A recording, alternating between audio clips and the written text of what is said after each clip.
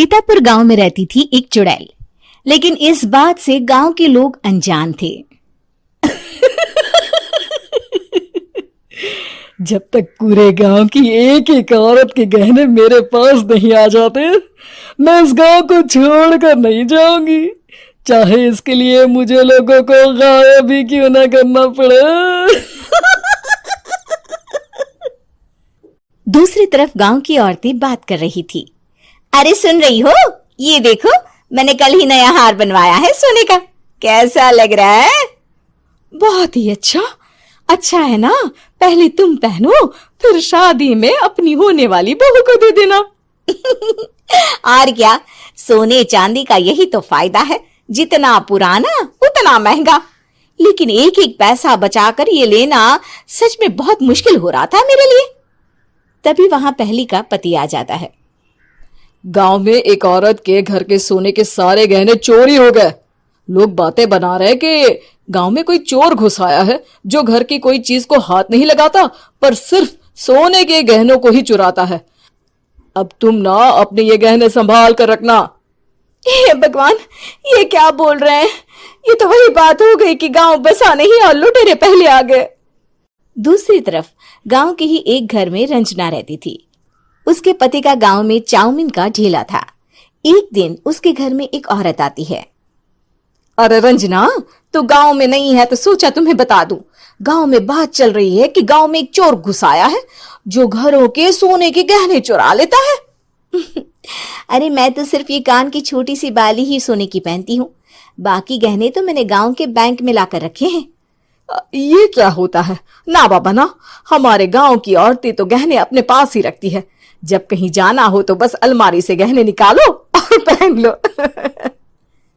दूसरी तरफ एक औरत हाथ में टोटके वाली छोटी सी गुड़िया लेकर घर में चली आती है। अरे कोई है? घर की औरत है क्या? क्या है ये गुड़िया? ये कोई ऐसी वैसी गुड़िया नहीं है, ये जादुई गुड़िया है। इसको घर की अलमारी में रखना। अगर तुम्हारे घर पर किसी की बुरी नजर होगी तो रात भर में ये पतली सी गुड़िया मोटी हो जाएगी। मैं कल आकर ये गुड़िया ले जाऊंगी और तुम्हारे घर की सारी बुरी नजर छूट जाएगी, समझी? अरे वाह, ये तो बहुत कमाल की गुड़िया है, दे दो। कितने की है एक? अरे नहीं नहीं नहीं, ये फ्री की है। मेरा काम इस पूरे गांव को बुरी नजर से दूर रखने का है। हाँ।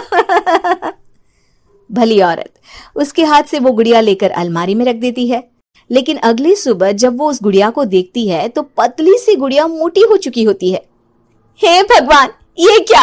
किसने मेरे घर को बुरी नजर से बांध रखा था? तभी वो गुड़िया वाली भी आ जाती है। मैंने कहा था ना, घर पर बहुत ज्यादा बुरी नजर है, लाओ ये गुड़िया मुझे दे दो। औरत वो गुड़िया उठाकर उसे दे देती है। गुड़िया हाथ में आते ही वो औरत उसे लेकर सीधे गांव के बाहर की खाली हवेली में चली जाती है और साधारण औरत से चुड़ैल बन जाती है। अरे पगली, गांव वाली इस गुड़िया के पेट में तेरे घर के सारे गहने हैं। इतना बोलकर वो गुड़िया को फाड़ देती है और सारे गहने निकाल लेती है। वहीं दूसरी तरफ, हे भगवान, मेरे घर के सारे गहने चोरी हो गए।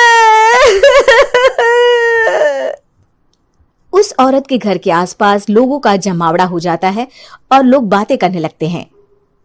लो जी, ये भी घर गया। पता नहीं कौन चोर है जो इतनी होशियारी से गहने चुरा लेता है।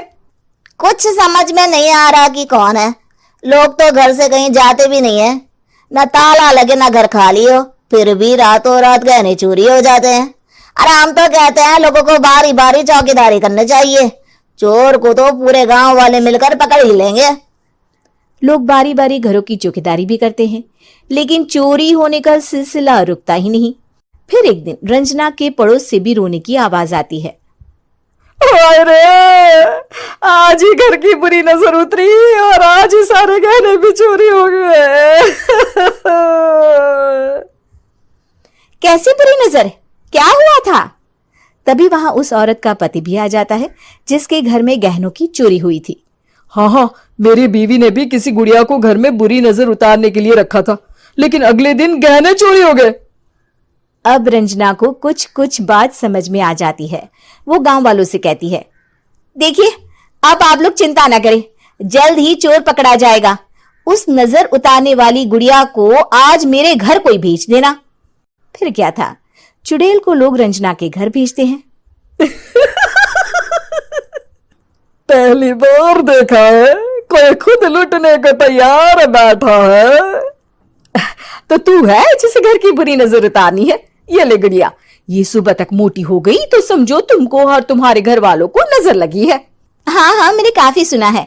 तुम ये गुड़िया मेरे घर छोड़ देना।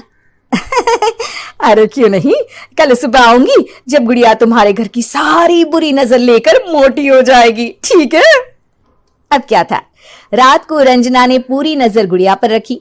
वो अपने पति और गांव के कुछ लोगों को घर की खिड़की से घर के अंदर नजर रखने को कह देती है, और फिर जो नजारा सब देखते हैं वो हैरान करने वाला होता है। गुड़िया धीरे से अलमारी खोलकर बाहर आती है। अलमारी के सारे गहने लेकर घर में जहां जहां गहने होते हैं वो लेकर अपने मुंह से खा जाती है। वो जितने गहने खाती उतनी ही मोटी हो जाती और फिर अलमारी में बंद हो जाती है। गांव वाले डर के मारे वहीं बेहोश हो जाते हैं। लेकिन सुबह जब वो औरत गुड़िया लेने आती है, रंजना उसका सामना करती है। ये देखो गुड़िया कितनी मोटी हो गई है, लगता है मेरे घर में बहुत लोगों की नजर लगी है। लाला ये गुड़िया मुझे दे दे, अरे बहुत कीमती गुड़िया है ये। तेरे घर की सारी बुरी नजर मैं गांव के बाहर वाली हवेली में फेंक आती हूँ। शाम को फिर लोगों के घर इसे लेकर जाना है ना, इसमें तो मेरी जान बसती है, जान। रंजना गुड़िया को चुड़ैल की तरफ बढ़ा देती है, लेकिन फिर वापस ले लेती है और गुड़िया के हाथ मोड़ देती है। जैसे ही गुड़िया के हाथ मोड़ती है, चुड़ैल का हाथ भी मुड़ जाता है। अच्छा, तो ये वो गुड़िया है जिसमें तुम्हारी जान बसती है। अब सुन चुड़ैल, तेरी सारी हकीकत सबके सामने आ गई है। या तो गांव वालों के गहने लौटा दे, नहीं तो मैं इस गुड़िया की गर्दन मोड़ दूंगी। चुड़ैल डर जाती है। अरे नहीं नहीं, मेरी गुड़िया दे दो, मैं सबके गहने वापस कर दूंगी। ठीक है, अब भी जा और सबके सारे गहने वापस कर। चल निकल यहां से। चुड़ैल सबके गहने लौटाकर रंजना के पास आती है। ला दे मेरी गुड़िया रंजना, इसके अंदर के गहने निकाल ले, लेकिन ये गुड़िया वापस दे दे। लेकिन रंजना जानती थी कि जैसे ही गुड़िया चुड़ैल को देगी उसकी शक्ति वापस आ जाएगी। चुड़ैल, तू तो चुड़ैल ही रहेगी, ये मैं जानती हूँ। अरे नहीं नहीं नहीं, मैं गांव छोड़कर चली जाऊंगी, किसी को परेशान नहीं करूंगी, वादा करती हूँ मैं। लेकिन रंजना उसकी एक बात नहीं सुनती और गुड़िया का सर उसके शरीर से अलग कर देती है। चुड़ैल सर अलग होते ही गायब हो जाती है। गांव वाले रंजना के साहस और बुद्धि की खूब प्रशंसा करते हैं।